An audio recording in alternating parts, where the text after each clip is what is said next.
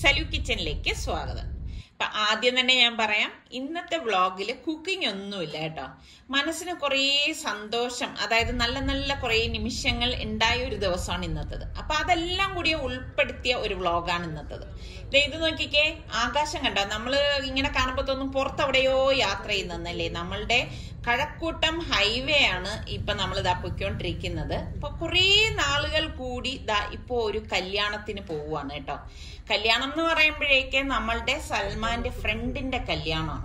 അപ്പം പുള്ളിക്കാരൻ USA-ലാണ്. അപ്പൊ ഇപ്പോ കല്യാണത്തിന് വേണ്ടിയിട്ട് വന്നു. അപ്പൊ സലുവും നാട്ടിലുണ്ടായി. അങ്ങനെ ഇപ്പം ഈ ഒരു കല്യാണത്തിനാണ് ഞങ്ങളിപ്പോ കുറെ നാളിന് ശേഷം ഒരു കല്യാണം കൂടുന്നത്. ലോക്ക്ഡൌൺ വന്ന ശേഷം കല്യാണമൊക്കെ ചില ഓർമ്മകൾ മാത്രമായി മാറി. അതിൽ പങ്കെടുക്കുന്നവരുടെ കാര്യമാണ് ഞാൻ പറയുന്നത് കേട്ടോ. അപ്പോ സൽമാന്റെ ഫ്രണ്ട്സ് ആണ്. എന്റെ കൂടെ ബിടെക്കിൽ എന്റെ കൂടെ പഠിച്ച കൂട്ടുകാരാണ്. ഇത് ശങ്കർ. പാടാണ് പേര് കണ്ടുപിടിക്കാൻ. ശങ്കർ വൈദ്യ. അപ്പം നമ്മള് കുറച്ച് നേരത്തെ ആയി പോയെന്ന് തോന്നുന്നു എത്തിയത്. ഓരോരുത്തർ വന്നു തുടങ്ങുന്നതേ ഉള്ളൂ. ഇപ്പൊ എവിടെ നമ്മളെ ക്ഷണിച്ചാലും നമ്മള് ആ സമയത്ത് എത്തുന്നതിനേക്കാളും കുറച്ച് നേരത്തെ എത്തണമല്ലോ. പക്ഷെ ഇതിപ്പോ കുറച്ച് അധികം നേരത്തെ എത്തിയോ എന്നൊരു സംശയം. അപ്പോ ഈ ഒരു കൺവെൻഷൻ സെന്ററിൽ ഞാൻ ആദ്യമായിട്ടാണ് വരുന്നത് കേട്ടോ. ഞാൻ ഇതുവരെ ഈ ഒരു കൺവെൻഷൻ സെന്ററിൽ വന്നിട്ടില്ല. അത്യാവശ്യം ആൾക്കാർക്കൊക്കെ ഇരിക്കാനുള്ള എല്ലാ സൗകര്യങ്ങളും ഉണ്ട്. കൊള്ളാം കേട്ടോ. ശരിക്കും പറഞ്ഞാൽ എനിക്ക് തോന്നുന്ന ഒരു കല്യാണം എന്നൊക്കെ പറഞ്ഞു കഴിഞ്ഞാൽ ഇത്രയൊക്കെ ഇതിന്റെയൊക്കെ ആവശ്യമേ ഉള്ളൂ എന്ന് എന്റെ മനസ്സിൽ തോന്നുന്ന കാര്യമാണ് കേട്ടോ. അപ്പൊ പക്ഷെ നമ്മളുടെ സമൂഹം അങ്ങനെയല്ല അല്ലെ. കല്യാണം എന്നൊക്കെ പറഞ്ഞാൽ ഏതോ ഒരു ധൂർത്ത കാണിക്കുന്നത്. അപ്പൊ ഇതാണ് നമ്മളുടെ സൽമാന്റെ ഫ്രണ്ട് ഷോൺ, പിന്നെ വൈഫ്. ഇവര് പള്ളിയിൽ നിന്ന് ചടങ്ങൊക്കെ കഴിഞ്ഞിട്ടാണ് ഈ റിസപ്ഷനിലേക്ക് ഇപ്പൊ വന്നിരിക്കുന്നത് കേട്ടോ. അപ്പോ ഷോണിനെ പറയുകയാണെങ്കിൽ നമ്മൾ ഫസ്റ്റ് സൽമാൻ ബാർബസെല്ലിസിലാണ് സൽമാൻ പഠിച്ചത്. അപ്പൊ അവിടെ ഫസ്റ്റ് ചെല്ലുമ്പോഴേക്ക് പരിചയപ്പെടുന്നത് ഷോണിനെയും മമ്മിയാണ്. അപ്പോ ഹോസ്റ്റലിലേക്ക് എത്തിയപ്പോഴേക്കും ഷോണും മമ്മി അവിടെ ഉണ്ടായിരുന്നു.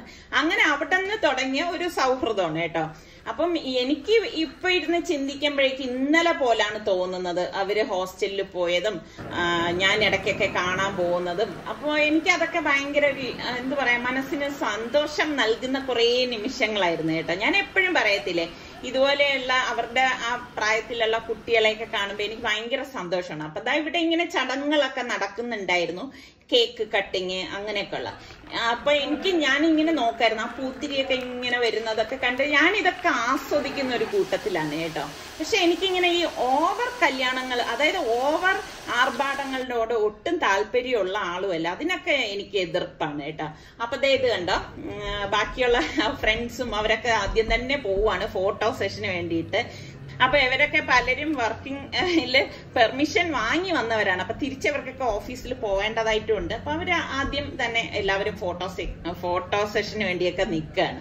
അപ്പൊ ഇതാണ് ഷോണിന്റെ മമ്മി. അപ്പം മമ്മി ഇപ്പോഴാണ് എന്നെ ഒന്ന് കാണുന്നത്. അപ്പൊ കുറെ വിശേഷങ്ങളൊക്കെ ഇങ്ങനെ പറയായിരുന്നു. അപ്പൊ ഞാൻ പറഞ്ഞു ഇവരുടെ അടുത്തൊക്കെ ഇനിയിപ്പോ നിങ്ങളുടെ തിരക്കൊക്കെ കഴിഞ്ഞ് സൽമാനും പോകുന്നതിനൊക്കെ മുൻപ് നിങ്ങൾ എല്ലാവരും വീട്ടിലേക്ക് വരണം എന്ന് ഇവരുടെ അടുത്തൊക്കെ എല്ലാവരുടെ അടുത്തും ഞാൻ പറഞ്ഞിട്ടുണ്ട്.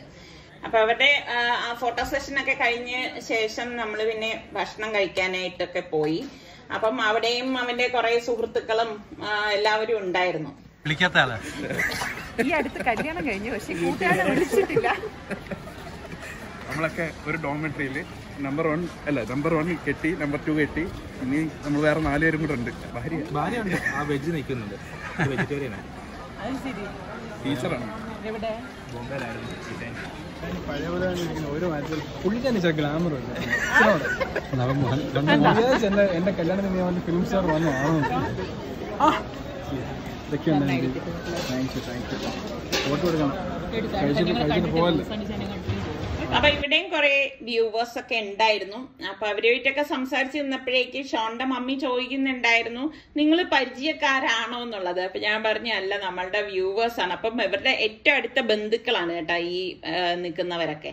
അപ്പം അവരെയൊക്കെ ഒന്ന് പരിചയപ്പെടുത്തി തന്നു. ഇങ്ങനെയൊക്കെ കല്യാണങ്ങൾക്കൊക്കെ പോകുമ്പോൾ ഭയങ്കര സന്തോഷമാണ് കേട്ടോ. ഒരുപാട് പേരെ കാണാനും സംസാരിക്കാനും ഒക്കെ സാധിക്കും. അപ്പൊ അതൊക്കെ കഴിഞ്ഞ് നമ്മളിതേ നേരെ ഇപ്പൊ തിരിച്ചു പോവാണ്. ഇതുപോലെ പല കല്യാണങ്ങൾക്കൊക്കെ പോകുന്ന വീഡിയോസ് ഒക്കെ പോസ്റ്റ് ചെയ്യുമ്പോ എന്റെ അടുത്ത് പലരും ചോദിച്ചിട്ടുണ്ട്, ഇത്ത എന്താ സാരി ഉടുക്കാത്തത്, ഒരു കല്യാണത്തിനൊക്കെ പോകുമ്പോ ഇങ്ങനെയുള്ള ഡ്രസ്സൊക്കെയാണോ ഇട്ടിട്ട് പോകുന്നത് എന്നൊക്കെ എൻ്റെ അടുത്ത് പലരും ചോദിക്കാറുണ്ട്. അപ്പൊ എനിക്ക് അതിന് പറയാനുള്ള മറുപടി എന്തെന്ന് വെച്ചാൽ, നമുക്ക് എന്താണോ കംഫർട്ട് അതിൽ നമ്മൾ പോവുക. അല്ലാതെ ഞാൻ കുറെ സാരിയും കുറെ ആഭരണ വിഭൂഷയായിട്ടൊക്കെ നടക്കുന്നതിൽ വലിയ അർത്ഥം ഉണ്ടെന്ന് എനിക്ക് തോന്നല്ല. നിങ്ങൾക്ക് എല്ലാവർക്കും എന്നെ അറിയാം അല്ലെ?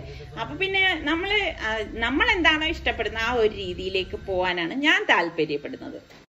ഇന്നിപ്പോ എന്താ, നമുക്കൊരു ചക്ക കിട്ടിയിട്ടുണ്ട്. അപ്പൊ ചക്ക ഇനി വെച്ചേക്കണ്ട, ഇപ്പൊ തന്നെ, അതായത് ഇന്ന് തന്നെ മുറിച്ചേക്കണം എന്ന് പറഞ്ഞത് കൊണ്ട് നമ്മൾ എന്തായാലും ചക്ക മുറിക്കാൻ പോകണം. ഞാൻ എപ്പോഴും പറയുമല്ലോ, ഇവിടെ ഈ ചക്ക മുറിക്കുന്നതൊക്കെ നിസ്സാർക്കയുടെ ഡ്യൂട്ടിയിൽ പെട്ടതാണ്. അപ്പം എണ്ണയൊക്കെ പിച്ചാത്തിയിലും കയ്യിലും ഒക്കെ നല്ലതുപോലെ തേച്ച് പിടിപ്പിച്ച ശേഷമാണ് നമ്മൾ ചക്ക ഇതുപോലെ മുറിച്ചെടുക്കുന്നത്. സത്യം പറഞ്ഞ ഈ ചക്ക ആരെങ്കിലും ഇതുപോലെ മുറിച്ച് തരാണെങ്കിൽ കഴിക്കാൻ നല്ല ഇഷ്ടമാണ് അല്ലേ? നിങ്ങൾക്കൊക്കെ എങ്ങനെയാണ്? അങ്ങനെ തന്നെ അല്ലേ? എല്ലാവർക്കും അങ്ങനെ തന്നെ ആയിരിക്കും. അപ്പൊ ചക്ക അരക്കൊക്കെ കളഞ്ഞ ശേഷം ഒരു ഭാഗം അനുസരിച്ച് പറഞ്ഞാൽ അതിപ്പോ കട്ട് ചെയ്യേണ്ട, അത് മാറ്റി വെക്കുന്ന. അപ്പൊ അത് ഒന്ന് മാറ്റി വെക്കാണ്. അപ്പൊ ബാക്കിയുള്ളത് ഇപ്പൊ ചക്കയ്ക്ക് കണ്ട അധികം കളറില്ല, ഈ ഒരു ചക്കയ്ക്ക് അങ്ങനെ ഒരു കളറില്ല കേട്ടോ. അപ്പം നിസാർക്ക് ഒന്ന് കഴിച്ചു നോക്കാണ്. അപ്പം ഇളക്കിയെടുത്തു. അപ്പോ കഴിച്ചിട്ട് എൻ്റെ അടുത്ത് പറഞ്ഞ് നല്ല മധുരം ഉണ്ടെന്ന് പറഞ്ഞു. അപ്പം നമ്മൾ മനുഷ്യരെ പോലെ തന്നെയാണ് ഈ പലതരം ഫ്രൂട്ട്സും ഞാൻ കണ്ടിടത്തോളം. ചിലത് കളറ് കാണത്തില്ല, പക്ഷെ ഉള്ളു നല്ല മധുരമായിരിക്കും.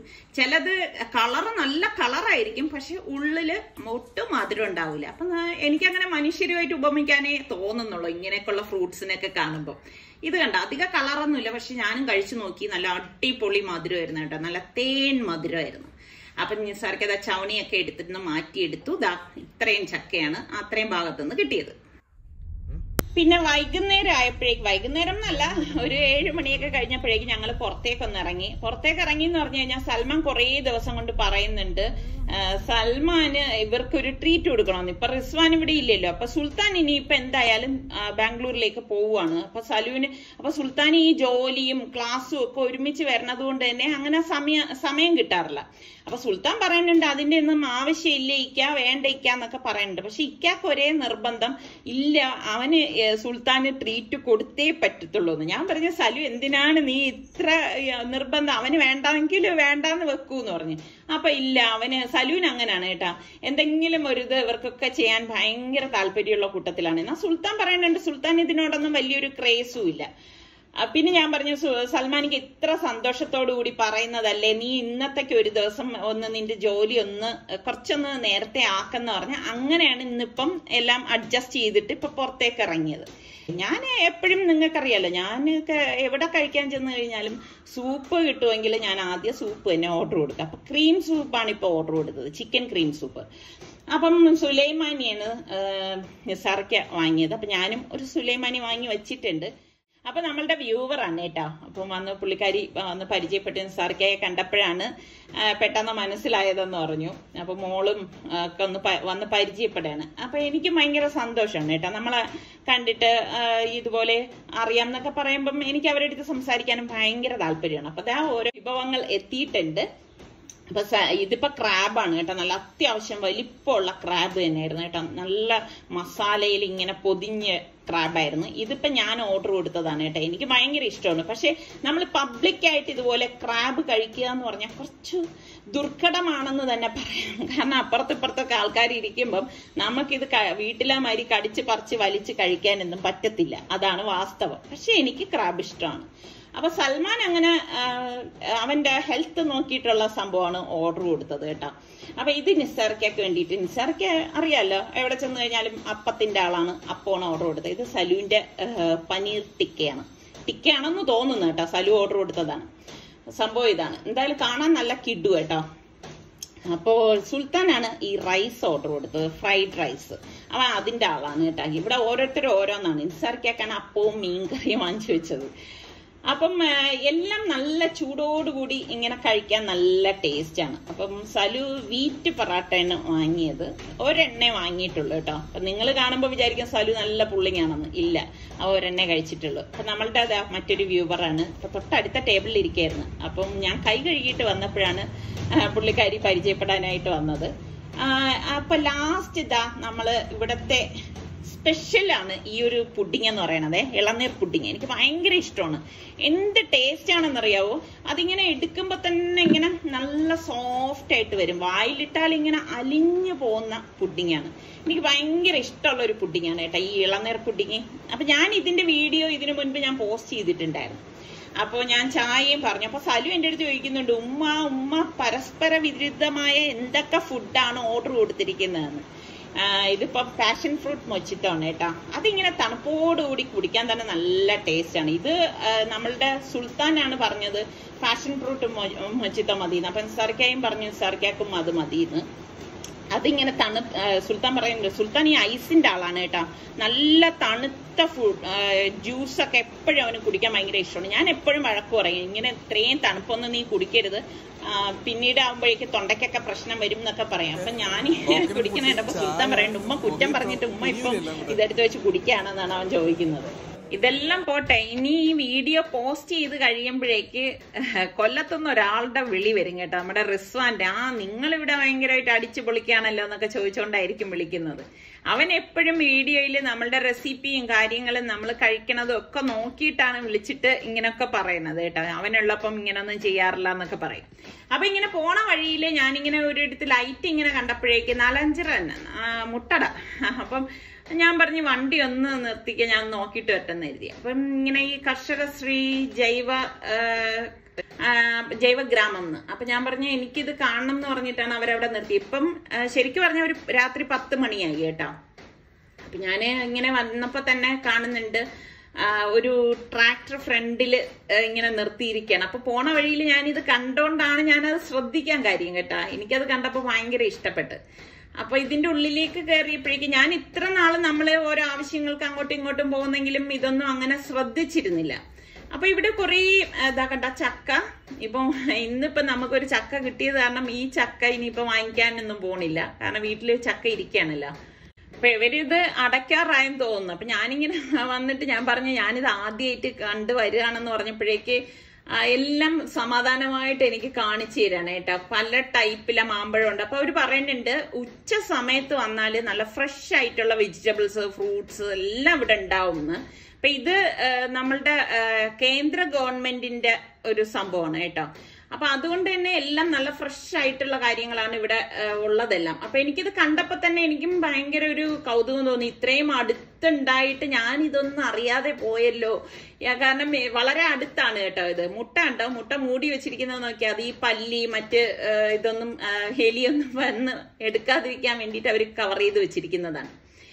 അപ്പൊ ഇങ്ങനെ അകത്തേക്ക് ഞാനിങ്ങനെ ജസ്റ്റ് കയറിയപ്പോഴേക്കുണ്ട് ഇതുപോലെയുള്ള എല്ലാ ഐറ്റംസും ഉണ്ട്. വാളംപുളി, ശർക്കര.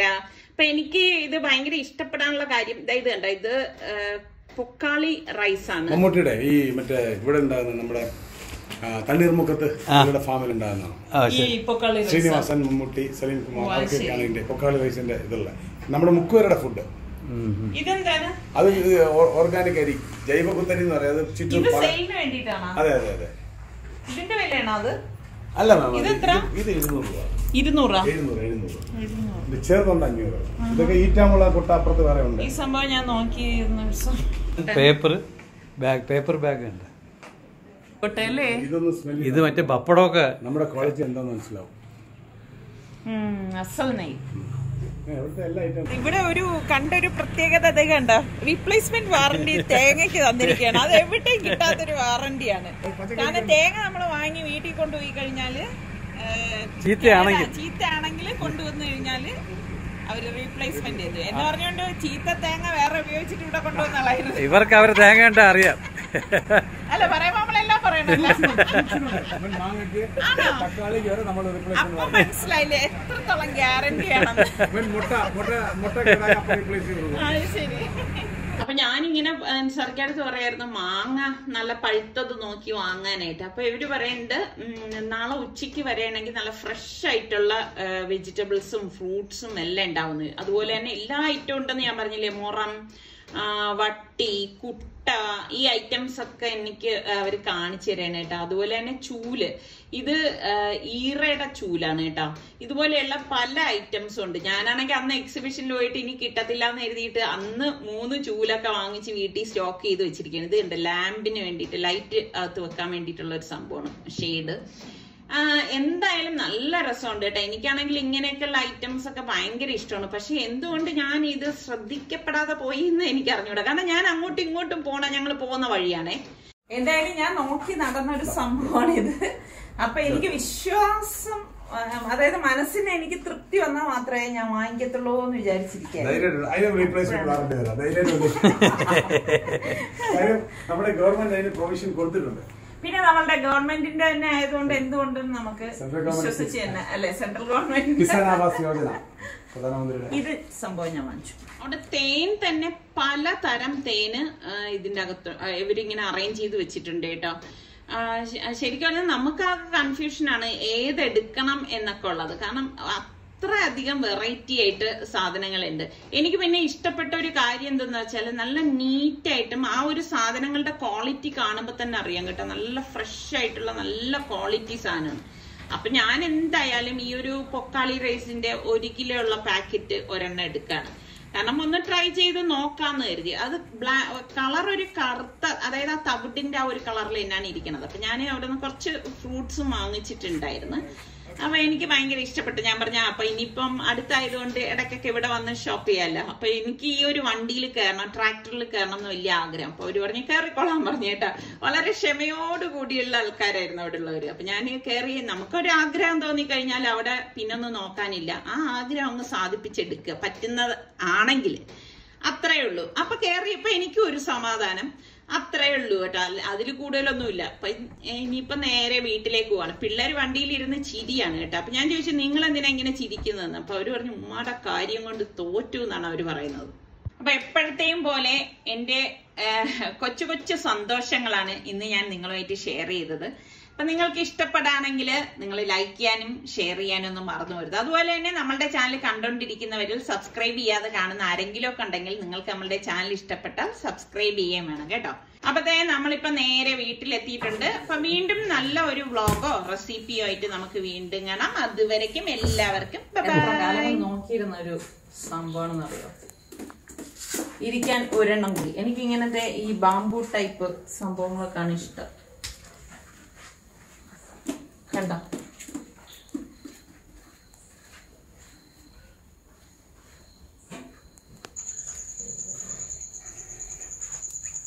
പോണതിന് മുമ്പൊക്കെ ഒന്ന് ഇരുന്നോ. ഇതിവിടെ ആവശ്യമുണ്ടോ? എന്ത് കൊണ്ടുപോകണോ?